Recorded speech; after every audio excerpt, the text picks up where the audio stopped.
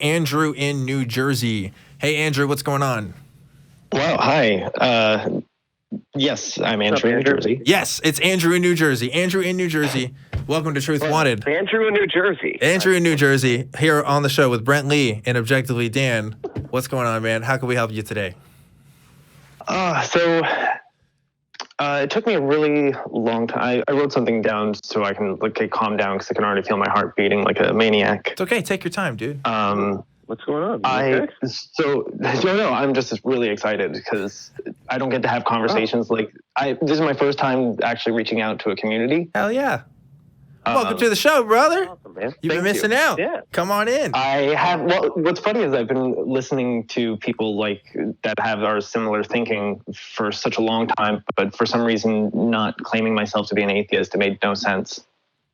Well, if you didn't know, I'm an atheist. Okay, side note, I want to let you talk about your thing, but side note, I did the exact same thing. I was very reluctant to call myself an atheist, and that's got to be because of the cultural baggage behind that word, for sure. And kind of putting together I might as well say it so I can kind of convince other people that this is kind of, a thing you should be interested in, right? I think Brent would agree with me. Oh, yeah. I was terrified of that word for a long time, once I said it, I just kept saying it, and then now I can't stop saying it, and I want to tell everybody. He wants to spread the good news, right, Brent? Right. What's that? You want to spread the good news, That's what it is. Right, yeah. I'm trying to spread the gospel of the fact that the gospel is not true. Yeah. But Andrew, what did you want to talk with us today about, man? Okay, so if anything that I say does make sense, let me know. But I wrote this down so I couldn't get sidetracked. Mm-hmm. Go for it. I was raised in a Roman Catholic family. Sure. I was raised in a Roman Catholic family, and I was never a true believer. I always had questions, but was never allowed to ask them, and realized the harm my indoctrination attack from those around me caused a failure in my ability to act as the best person I thought I could be. I was a confused and angry teenager who was told to accept something he saw no reason to accept as true, and was not properly to go out and look for the truth. For me, I felt now that I have a better understanding of what morality is outside of it's just good or bad, I realized that I was always floating between subjective and objective morality, constantly flowing between, if there are objectives, then what defines the objectives, to no, it's obviously subjective. Whereas everyone around me was floating between, I should add the relative and absolute. They were going between absolute objectivity while wanting to accept the methods. In my view, they were trying to accept the methods of a relative subjective perspective, which is where I always was. But in terms of that moral, if they were to say a moral core, I can't, coming back to this, I can't help but sometimes still see things that are not sin, or that I couldn't possibly consider sin in terms of a subjective view. I still consider it as sin, and at those moments I feel wholly terrible about myself. Can you give me an example? Having a consensual sexual interaction in high school. Hey, can I tell you something, Andrew? I knew you were exactly going to talk about sex. You know why?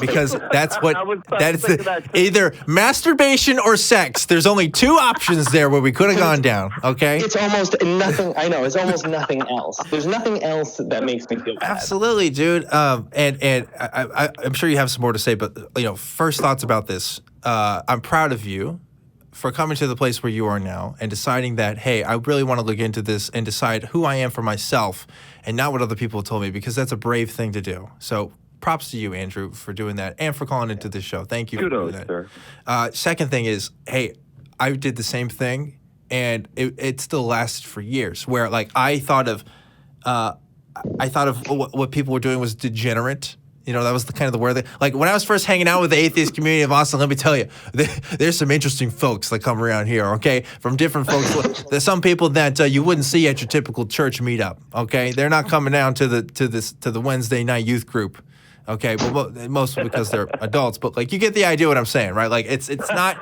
not the typical culture, and that's what it is, man. It's a cultural difference that you're finding here, because you're giving up this identity that you had and your cultural understandings of what's right and wrong, and you're kind of progressing into this new space that you may or may not have had the chance to share with people. I noticed you said like this is the first time you talk with people in community, and I'll tell you this much: if you get plugged into more community like this, maybe it's a Unitarian church, maybe it's an Oasis hang up, like you get more used to this. It becomes easier. I say the word shit and fuck every week on this show. I would not have said that 5 years ago. Okay, I was a clean Christian boy whose tongue was clean and didn't need that stuff. But like, you know, it doesn't bother me as much now. One, because I'm used to it, but two, because I've deconstructed a lot of that baggage that comes with it. And sex, dude, that's a big thing to deconstruct, because they get you with that real young with how you're supposed to treat other people, how you're supposed to treat your own sexual purity, and just those concepts are really hard to break down, because it's in the fiber of your being. You know, like it's religion. There's very few religions in this world that don't have something to say about sex, whether positive or negative, right? Like everybody's got an opinion about it, but it is something to deconstruct. Brent, I want you to chime in here. What's up, man? Yeah, I haven't checked with the Scientologists yet, but I'm sure they have something to say about sex. Yeah. But, you know, I just don't know. But no, I do want to speak to one thing that you were saying earlier about whether or not it's objective or subjective. Mm-hmm. And I do think, and you know, I love Matt's basically breakdown of morality, where he's saying it's a non-subjective evaluation of consequences of actions with respect to a specific goal, being the best well-being for the most people, right? No, that is an excellent metric in order to use for morality, right? But I do still feel like it's not non-subjective. Like it is, or, you know what I mean? I feel like it is subjective because we still do disagree on the way to obtain that goal, right? It's not as simple as a chess game, you know. And it's like that's usually the example that's used is we can determine what the best move is if we understand what the goal is, right? And I think that it's still subjective, because when it comes to morality and these complicated situations, like it's our subjective interpretation of the best way to get to the best well-being for the most amount of people, and so, you know, I don't know, I totally, and that's the metric that I use, and that's why I'm so liberal, and that's why I'm so progressive. It's because that's the metric that I use, is the best well-being for the most people. You know, and which is it's a yeah, if you want to use the technical terms, it's almost a combination of utilitarian and consequentialist ethics in a way. At least that's how I define my own ethics as a secular humanist. But, you know, we've had conversations in the past. I'm almost a moral nihilist in the sense that I still think it is ultimately subjective in how we view things. A lot of people try to view morality and view ethics outside of the wants and desires of humans. But it's like, but that's what... I mean, our desires to be good is why we even want to study ethics in the first place. Like, we want to have the right action. We want what's best for people. And, like, the fact to me that people come up with these ethical systems that's like, look, it doesn't matter what people want. It doesn't matter what people think. This is the right way. But it's like, but the whole point of morality and ethics is that we're doing it for us. Like, people want to be good Christians because they think that's the best thing. Like, that is the system's already set up. You just want to follow it. Like, people aren't being Christians because, you know, they're begrudgingly accepting it for some reason. Like, usually there's a zeal there who wants to. Now, you know, if you're deconstructing it a little bit, obviously you're going to have some, you know, issues with it, right? But like, the most zealous Christians I know are the ones who want to follow the law of God or figure out what that is as best they can, so they can be the best people. So, right, because because if you implement beliefs into this whole narrative, right, into this whole concept of getting to the best well-being for the most people, right now, they're thinking that the way to get to the best well-being for the most people is to make them become Christians, because that's ultimately going to be the best for their well-being, right? Mm-hmm. Yes. Because then they're not going to burn in hell. Exactly. So that whole aspect throws a fucking wrench. Sure does. Into the whole goddamn system. Yeah. You know what I'm saying? Like, it fucks the whole thing up. And I can swear. I've been swearing. I can swear, right? Oh, yeah. Hell yeah. Yeah. Depending.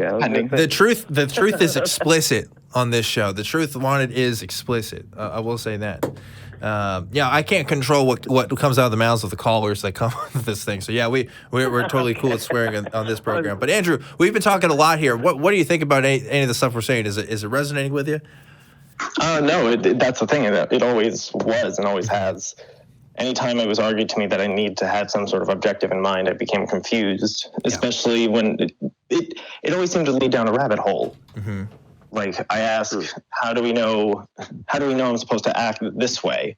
Well, because God or the Bible says it. Well, then how do I know that the Bible, like, I took a natural skeptic look at it from whenever I could start thinking and was told about God, Jesus, and the Holy Spirit.